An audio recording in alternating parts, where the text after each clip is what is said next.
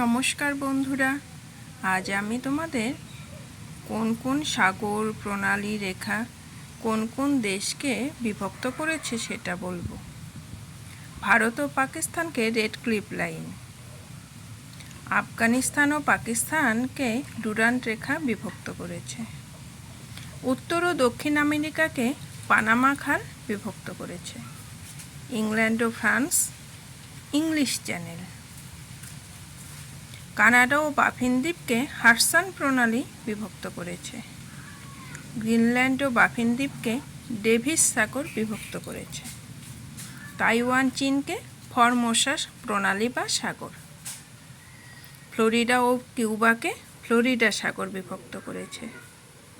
Malaysia ও সুমাত্রাকে Malacca প্রণালী বিভক্ত করেছে। ইউরোপ ও আফ্রিকাকে জিব্রাল্টার সাগর বিভক্ত করেছে। আন্দামান ও নিকোবরকে 10 ডিগ্রি চ্যানেল বিভক্ত করেছে।